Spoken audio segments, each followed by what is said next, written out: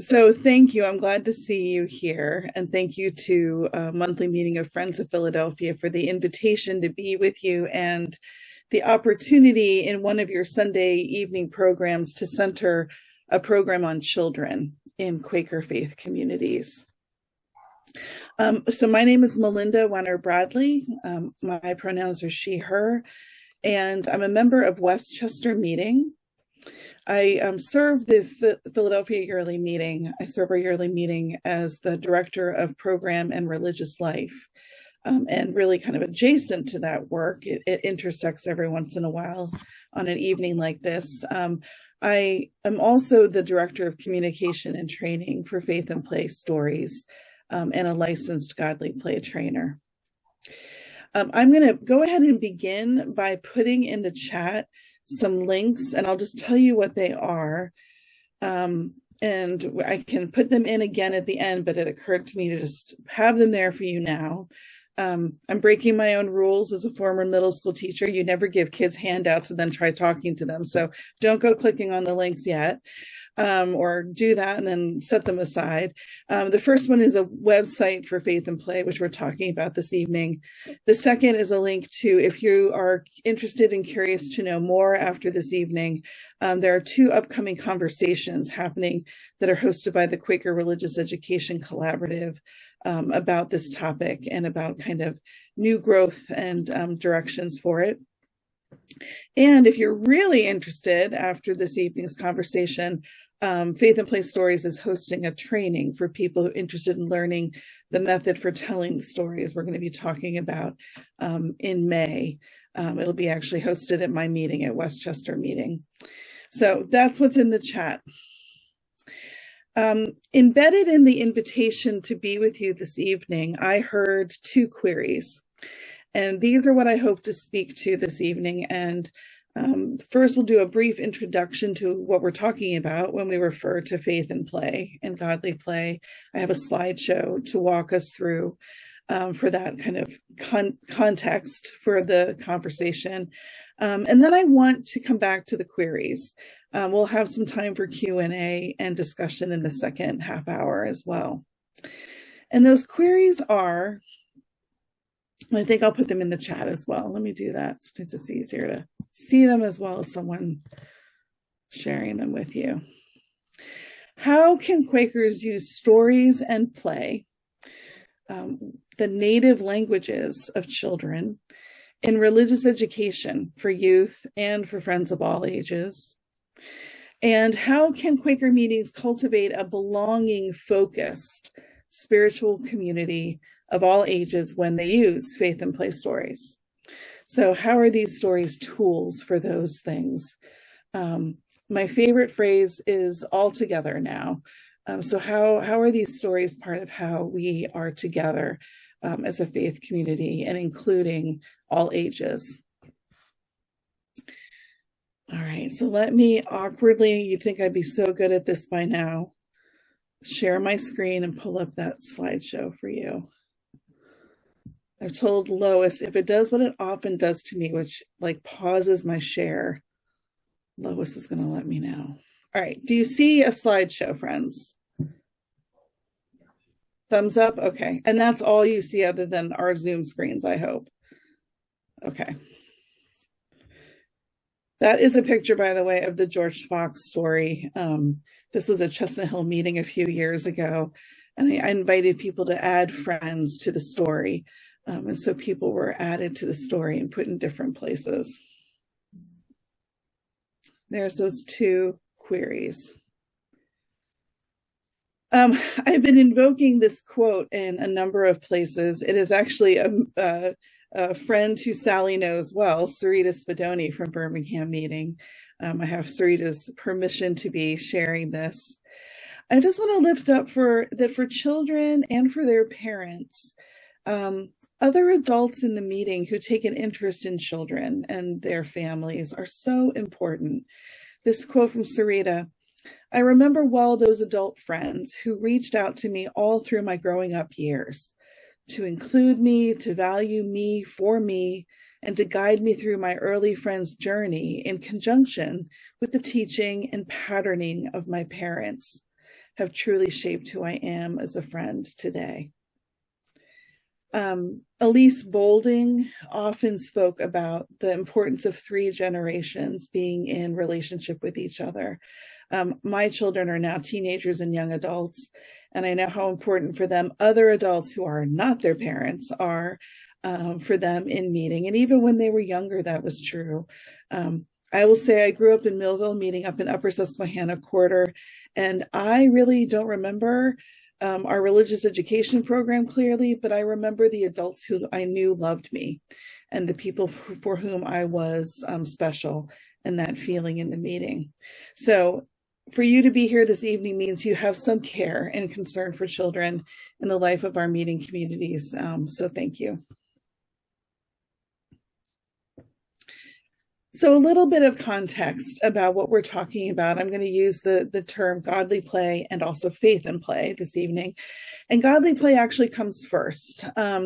Godly play is a curriculum that was created by an Episcopalian priest. It sounds like there's some familiarity with Episcopalians amongst some of you, at least among Susanna. And it was created because he at seminary himself as a young man said, there must be another way to do religious education with children. Is there something more experiential that we might explore? He became really interested in the work of Sophia Cavalletti, who was a student of Maria Montessori.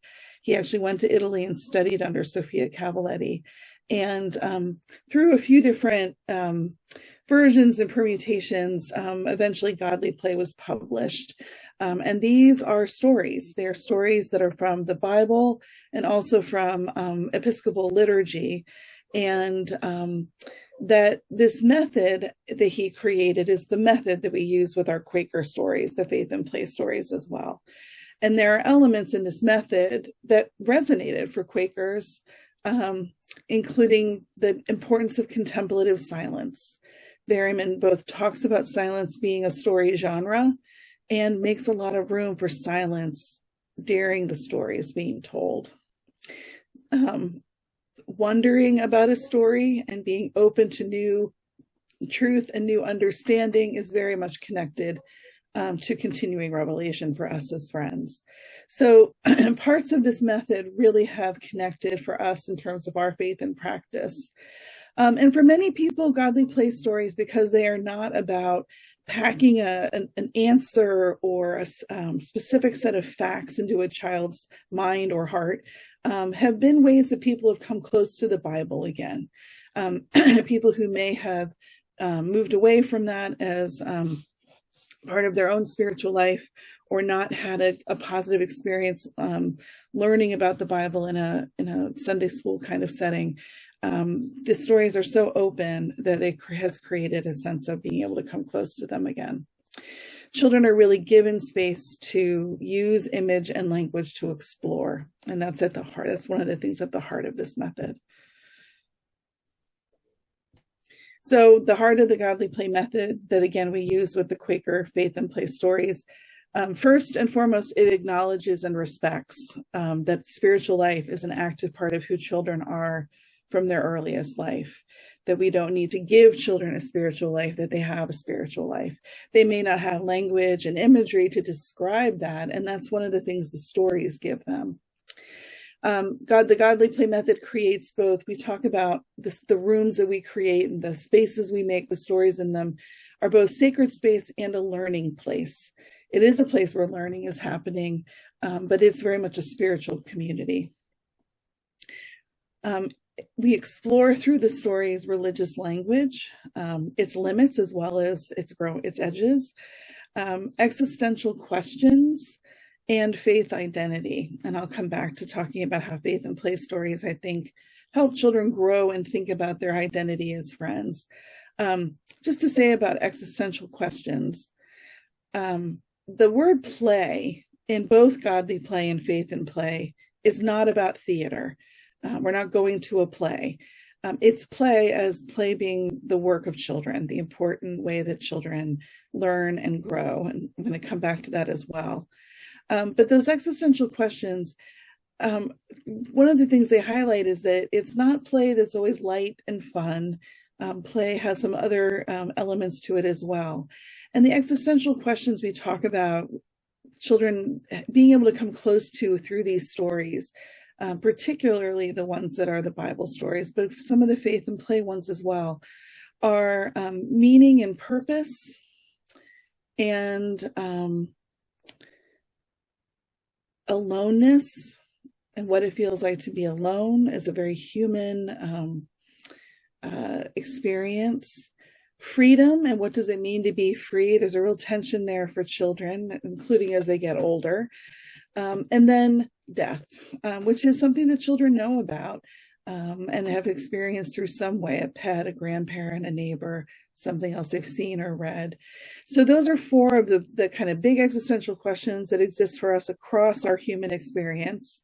That godly play makes a space for children to explore them through the stories, and they're wondering about them. The method also nurtures, as I said, spiritual community and invites playing with meaning through imagination and wondering. Before I pivot away from godly play, just to say, it is something that has grown quite a lot since it was first published. There are 8 volumes, 7 of them are volumes of stories now. Not every Bible story is in the Godly Play collection. Many of them are not. They are told in a slightly different way. But teaching Godly Play is kind of the primer for people who are interested in this method. People sometimes think because Godly Play and Faith and Play use figures and felt and things that are sweet looking, that it's only for elementary or preschool children. It's not. And there's a wonderful new book that expands our thinking about how important the stories are for middle and late childhood. And I would extend that up through adults. It's really embedded in nurture of children's spiritual lives, including at home. And kind of coming back to a question that you asked, Lois, there actually is a book about using Godly Play with adults. And then it has another branch, which is people using the stories with people who have Alzheimer's and dementia, that the stories are often an anchor for people who have memory loss, that there are things that resonate for them. So there are a number of ways in which this method and those stories are being used in communities. So Faith and Play is a play on the title Faith and Practice.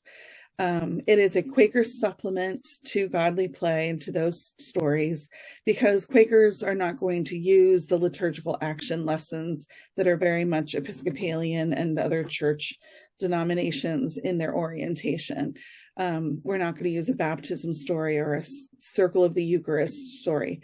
So we created and wrote and have published Faith and Play stories. They're intended for someone who knows and understands the Godly Play method to use them. And play being children's practice, that's how we came up with the name Faith and Play, as a way of deriving from faith and practice. I think ultimately all of the stories in the Faith and Play collection, there's George Fox again. This is one child working with George Fox. I'm not sure what the bride and groom ducks were doing there that day, but they were maybe listening to her tell the story.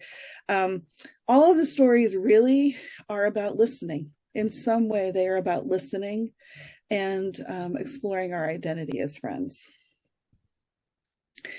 So Quakers have been using Godly Play in the U.S. since sometime in the 80s. People became aware of it as a religious education resource. But it was in 2005 at a Godly Play training that was organized by Philadelphia Yearly Meeting that the Quakers there began to say, well, we're not going to use some of these stories, the liturgical ones, but the word liturgy means the work of the people. So what do we have to say is our work as Quakers, as who we are as friends? Are there stories of our faith and practice and our witness in the world that we might tell in this way? So for the last 18 years, we have been writing and testing a lot and publishing and revising the volume that is Faith and Play Stories. This is the second edition that's pictured here. This is actually on the bookshelf. Came across it in London in Friend's house, in their bookshop on the shelf with the children's materials. I love the worship kit. I highly recommend that book as well. John Lampin's worship kit is also wonderful. So that's the 2017 second edition which we had revised a number of things for our small group of creators and writers and artists who develop these stories. There is continuing revelation for us as well. And we have been keeping track for a while of things we wanted to change, and we added new stories. And more stories are on the way. We incorporated, we had been part of, in really close relationship with FGC's religious education programming. We very amicably parted ways with FGC and became a 501c3 on our own in the last few years. And we are currently working on a strategic plan looking at next stages and growth for the work. So I'm so young in this picture, so I always enjoy putting it in a slideshow. One of my children's on the floor there. He's now a sophomore in college. So pairing godly play with faith and play, and that's what all those stories are on the shelves behind me. This is a Westchester meeting. Really gives children together a basic knowledge of a set of core biblical stories, and then Quaker faith and practice and the experience and witness of faithful friends in the past. So in the picture, the Old Testament stories are on my right, and the parables that Jesus told are in gold boxes on my left. And those are some of the Quaker stories. There are more now. This is, again, I'm young, but there are more stories now too. And what you can see there is like this busy hum of what is happening in the classroom after a story has been shared. Sharing godly play and faith and play stories is more like spiritual direction than school. So we talk about the adults in the room being mentors, not teachers. As the adult, I don't need to have all the answers. I can be wondering with the children as well when something comes up about a story. And the children here, this is after the story. I still have the stories on the floor in front of me, and they're doing what is their own work time. They're exploring the story some more through art, or they might be working with the story, that they're allowed to take stories off the shelf that they've heard and work with them as well.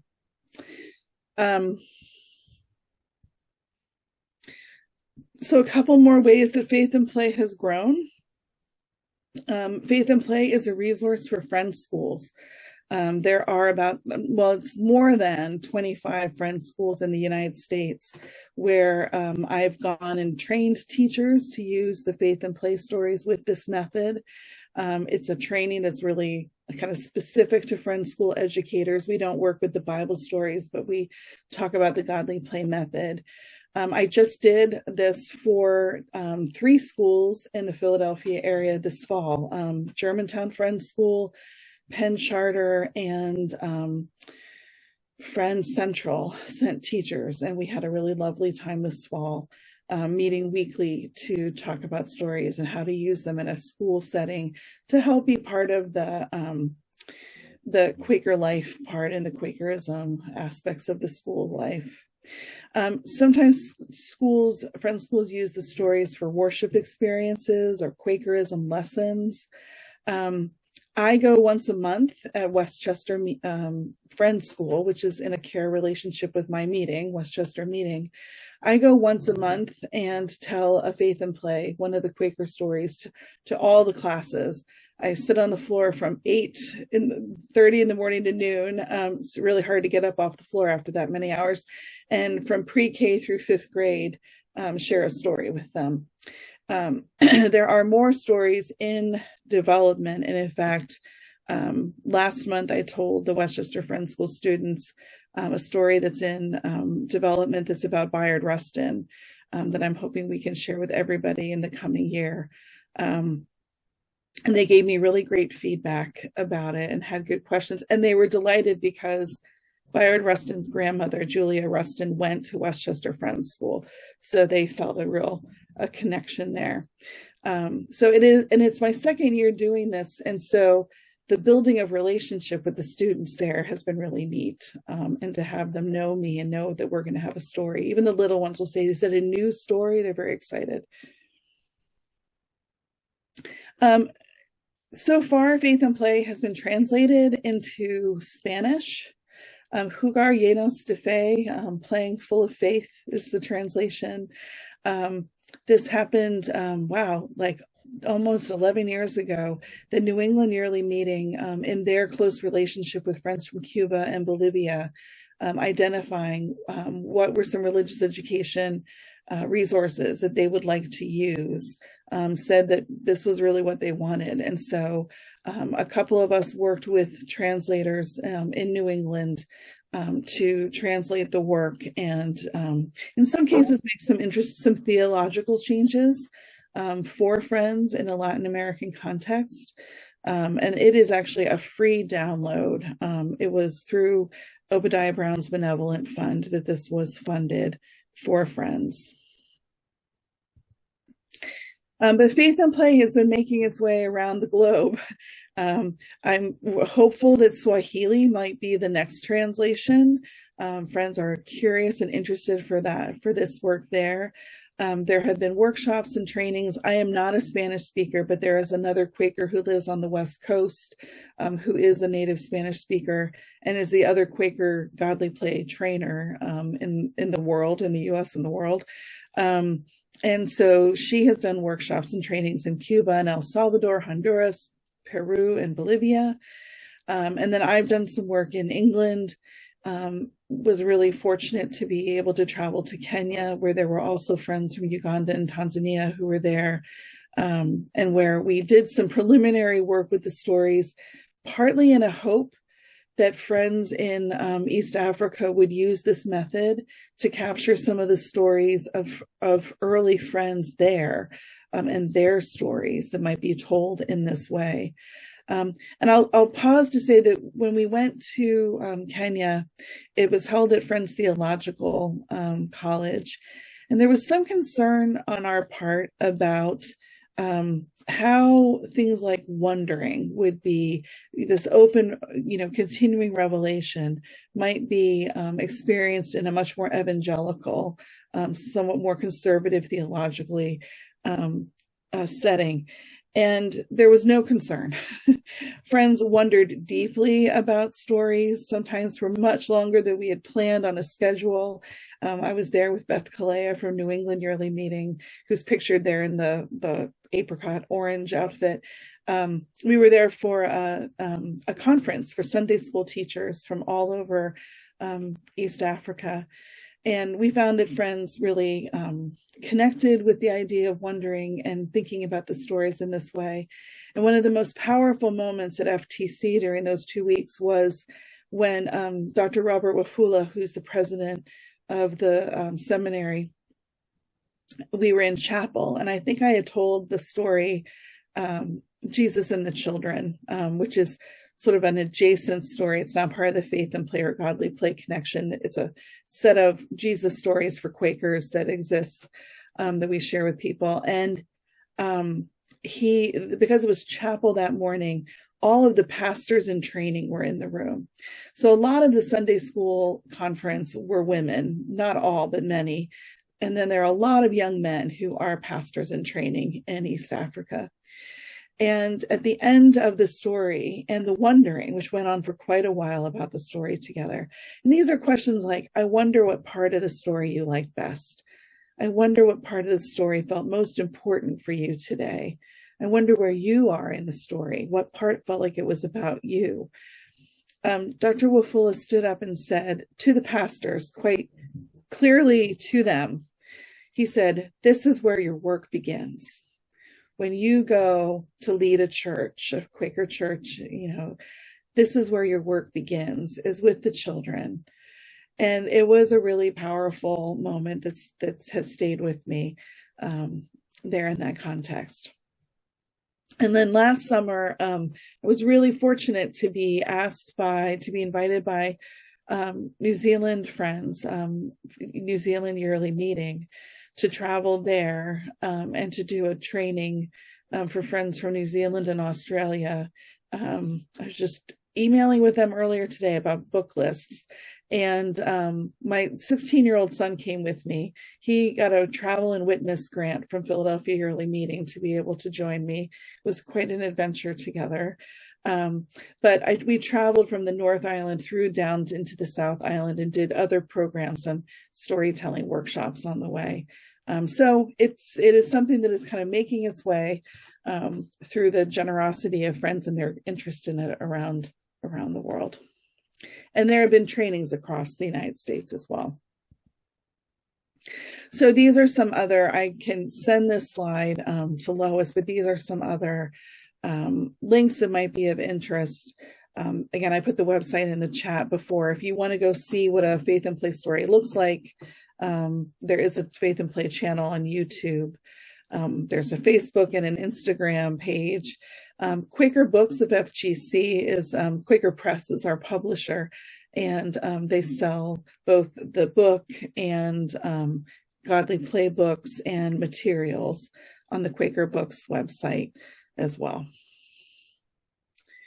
So there's a couple more things I want to share about Faith and Play before we open up to having some questions and answers and conversation together.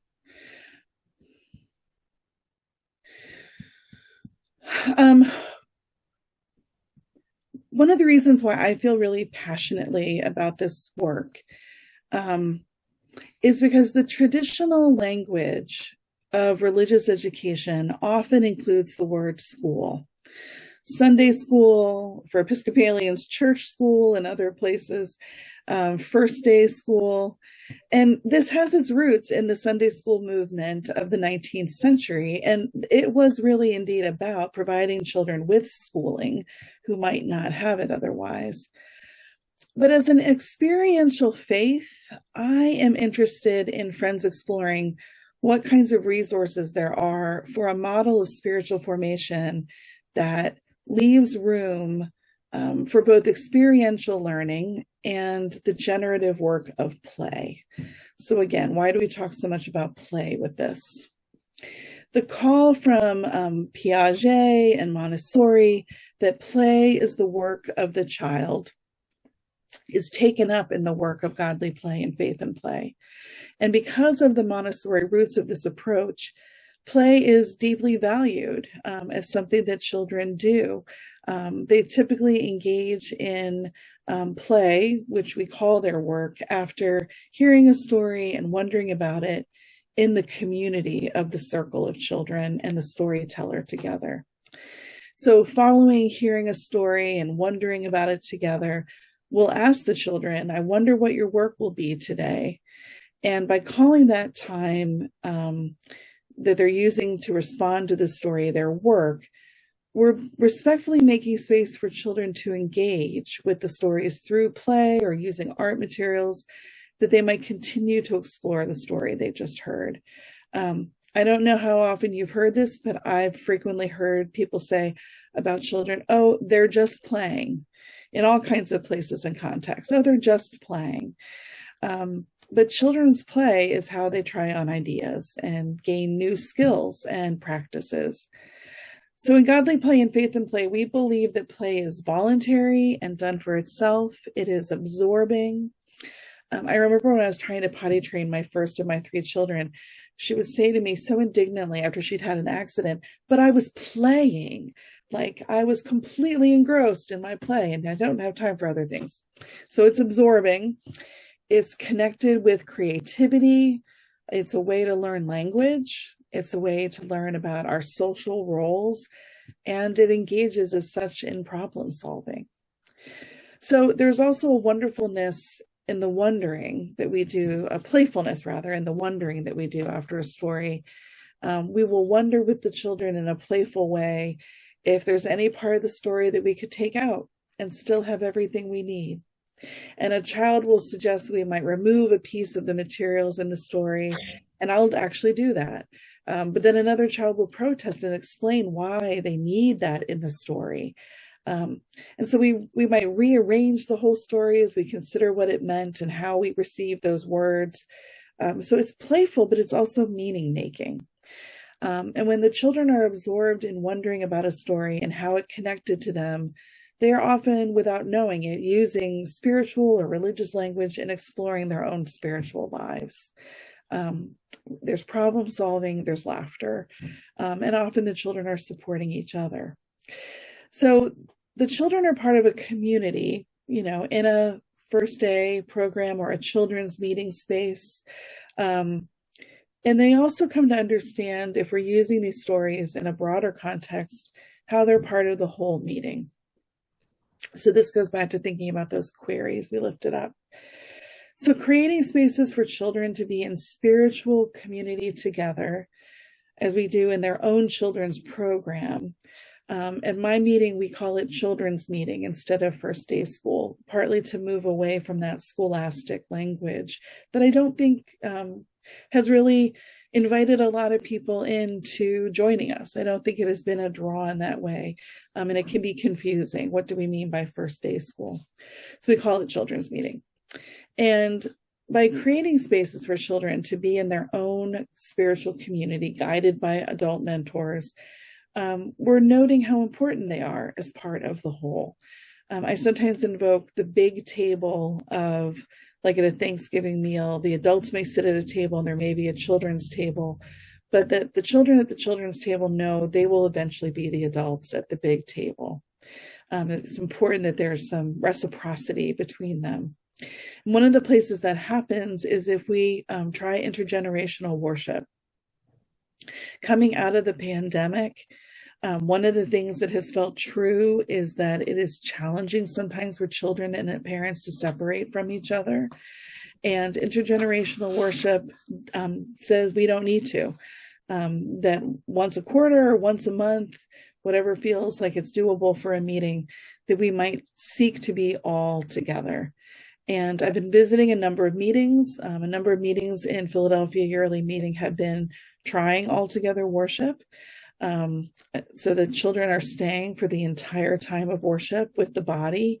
There are ways to get ready for that and materials to have on hand. Intergenerational doesn't mean the same thing as multi-generational. Multi-generational simply means they're different ages together. We're multi-generational this evening here on Zoom. To me, intergenerational means everything is for everybody. So if a child would like to share something that's vocal ministry, if an adult would like to come and get a coloring mandala and some crayons or some pipe cleaners, that everything is for everyone in that space. And we often, in my meeting and in other meetings, begin that time with a faith and play story as a way to ground the time and to make worship a place that welcomes story and exploring its meaning through quiet play or reflection. So the last thing I'll say again here is play and story are the native languages of children. That's one of the things that we talk about in this method, and I think it's true. So where do we make space for that in Quaker worship? And I really mean that question. Where do we make space in Quaker worship for play and story? And if those are the native languages of children, and if we're not speaking those languages at all, and how and when we gather as friends, how do children experience meeting for worship as being a place where they belong and are welcome? So there's going to be more to come about intergenerational worship from PYM. I'll put my PYM hat back on. Stay tuned, more conversation to happen among us in our meetings about that practice. But that is what I wanted to share this evening, and I'm happy for us to have a conversation or answer questions until we get to the top of the hour.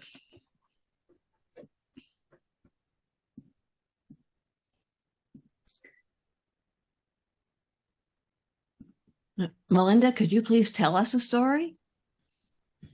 Well, we can see if we have time. They take like 10 to 15 or 20 minutes. I don't know that we have time, but I can put, and I'm not really set up to do that here at my desk, but I can put a link in the chat to a story on the YouTube channel that friends might go and watch after this evening.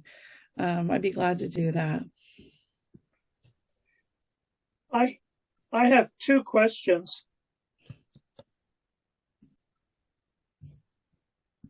Go ahead. Go ahead. Sorry. The first question I have is music. Is music ever used for faith and play? Thanks for that question. I also just refreshed the links in the chat that I'd shared at the beginning of our time for people who have joined us since then. So there is a time after we have a story session has a certain rhythm to it that I actually think is much like meeting for worship in a way. It's not meant to mimic meeting for worship, but there's a way in which it has the same kind of rhythm. The children gather and cross some kind of a threshold into the space where a story is going to be told. And there is an adult who is, we call them the door person, who it's like being the greeter at meeting for worship, right? So somebody who shakes their hand and asks them, "Are you ready?" And that's such a big question. I would have been so much better behaved in staff meetings when I worked at friends' schools if someone had asked me if I was ready before I went into staff meeting. And so children have an opportunity to decide, are they ready? And to get ready to come in. We gather and greet, we hear the story, we wonder about it. And sometimes that next part, Tom, has the opportunity for music to be part of what we share together. Sometimes if we've heard like the George Fox story, a shared piece of what we might do together is just to sing the George Fox song, to learn that. So it's not part of the method itself, but there definitely are places where song or singing might be a communal part of our work together and our time together. I also had a group of children who for like 1 year at Westchester, this was a long time ago, they made up a little song they wanted to sing to get ready. It was like their getting ready song.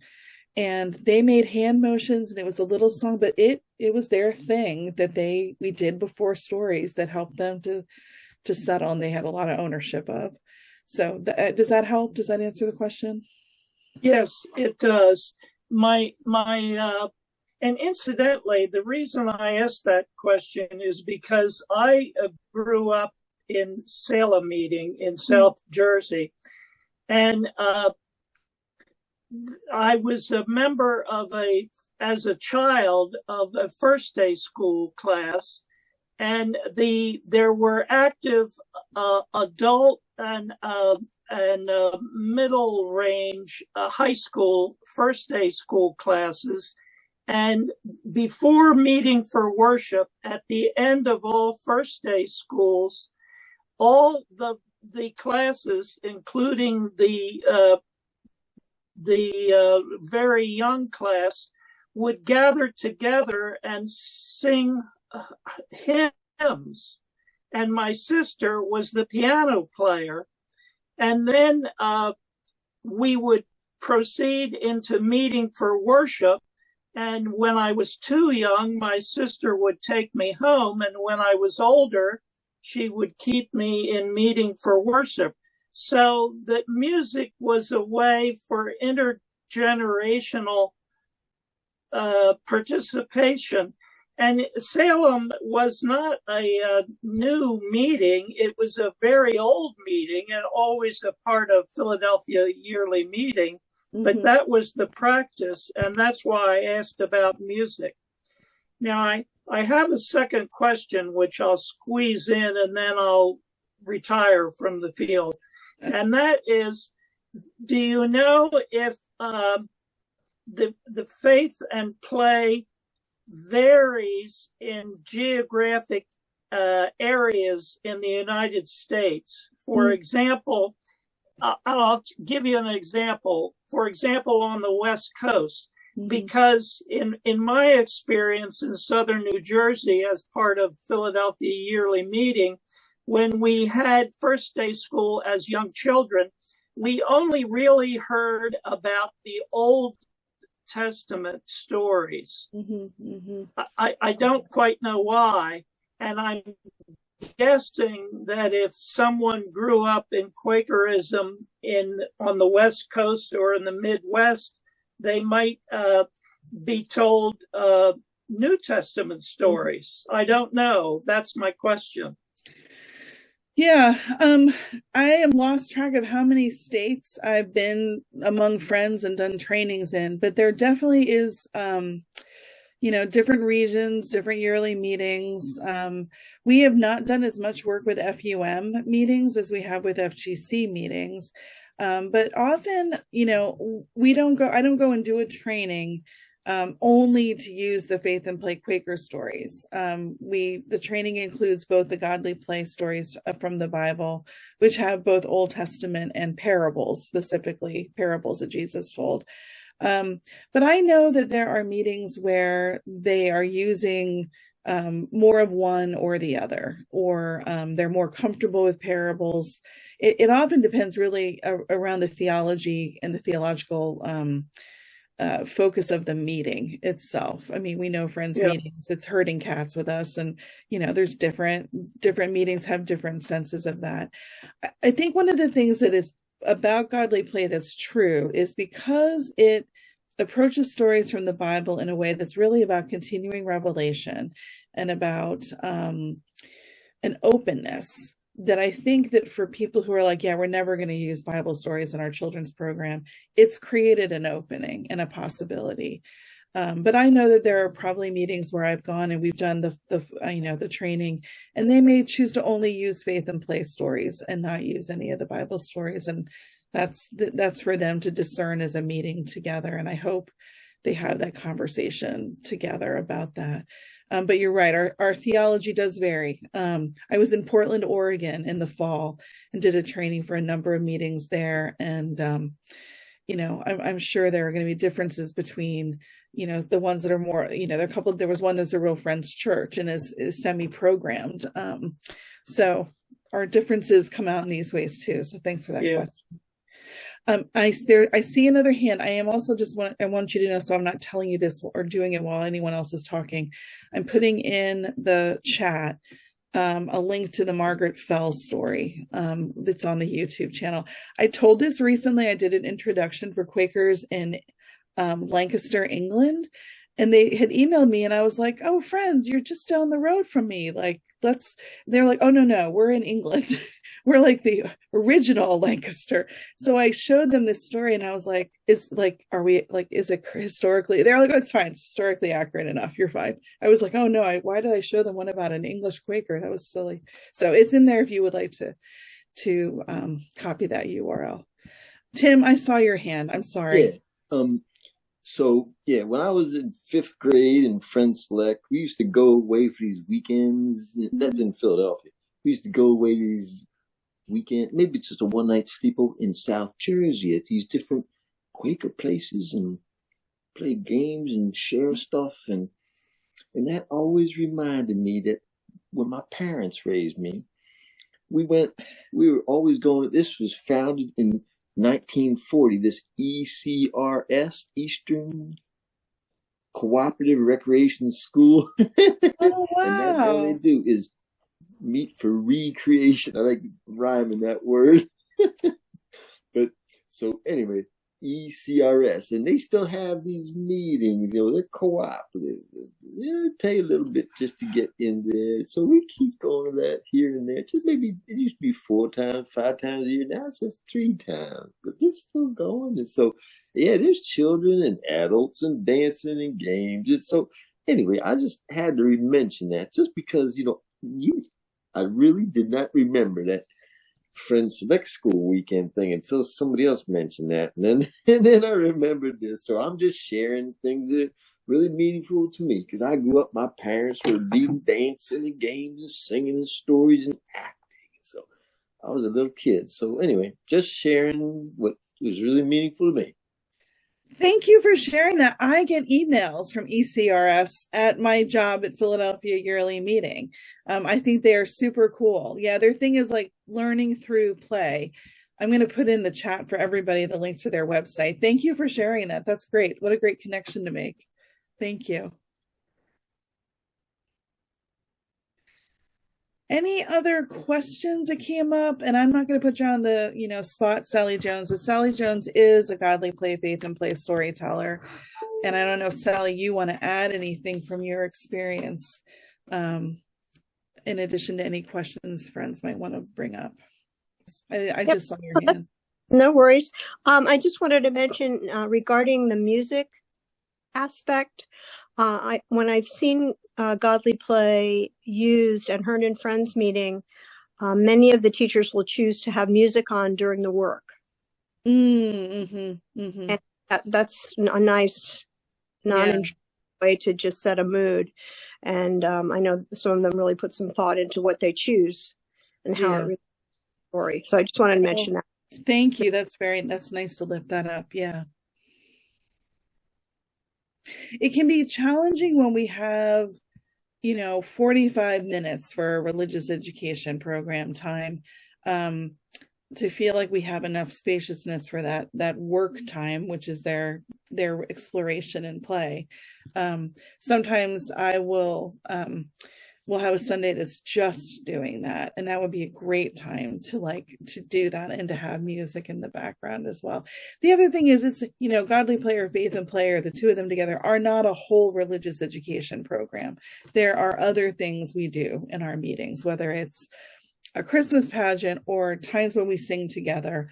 And actually, another piece with music, unrelated to the stories, is at my meeting when we have intergenerational worship, a couple times a year, we open intergenerational worship with singing together, which speaks to that, that piece Tom was describing about, singing with everyone and being all together to do that, the intergenerational aspect of that.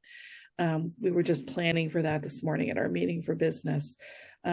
So yeah, finding those times and places where we can either have music as part of the program or that we come together to do that singing. I mean, there are stories in all those songs as well, right? The songs tell stories. May I ask one more question? Yeah. Are you seeing any trends post-COVID of the number of children in meetings, or the way the makeup of the population is right now? Yeah, that's I have heard a number of stories that are very heartening about meetings where more families are coming, and families with children. However, I will also say that there has been, for about a year or maybe two, I see your hand too, Sally, yay. There has been a lot of conversation in children's ministry across denominations, with articles being published that have titles like "Where Are Children?" or "Will Families Come Back?" And it's kind of a good moment for us to be thinking about, well, what are we offering and how are we welcoming? Which is why I think in some places intergenerational worship speaks to one of the COVID outcomes, which is children being less comfortable separating from parents in new places right away. It is something for us to be doing some ongoing thinking about. I mean, we're not post-COVID, but we're not really we're a little bit still in a threshold, liminal doorway where we have an opportunity to think about how we're welcoming. And one of the things I remind friends of is that in our seeking to welcome children, we need to remember that we're welcoming their parents and caregivers. Children don't drive themselves to meeting, thank goodness. So thinking about how are we extending our welcome to adults in their 20s, 30s, 40s, people who are parenting, really making sure that they feel a strong sense of welcome, that they will come when they feel that and bring their children with them. So what we're offering in terms of children's programming is important, but also how are we welcoming those parents and caregivers? Thank you for that question. I think it's something that's been heavy on a lot of people's minds. And if you don't know the Quaker Religious Education Collaborative, QREC, that is a grassroots network of Quakers who care about religious education from children through adults. I'll put the website in the chat while Sally's sharing. And they host conversation circles. And there have been some recent conversation circles about welcome for children and families in this time, that you can go to their website and find like the notes from the conversation too. So thanks for bringing that up. It really is a big piece of what people are holding in their hearts and as meetings. Sally? Thanks, Melinda. I'm sorry I couldn't respond when you called on me before. I don't usually attend Zoom meetings with my phone, and I don't know, I did something to my screen and lost everything, so I apologize, but I'm back. I just wanted to encourage Friends at Monthly Meeting at Philadelphia to perhaps send a couple of people to attend the QREC conversation circles. Have 2 people come so you can talk to each other and compare afterwards, and to send perhaps a person or two to the Playing in the Light training that will be coming up in May. I did that during the pandemic.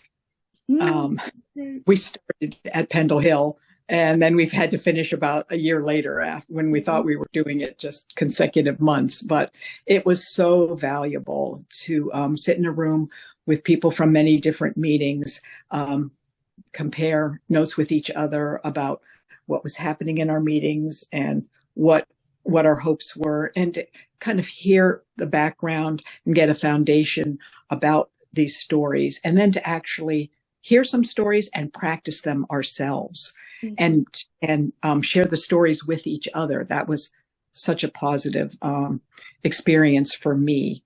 And in my meeting at Birmingham in Westchester, Pennsylvania, we sprinkle throughout the year godly play and faith and play stories. And the children really like them a lot. They get very excited when they see that set out on the floor.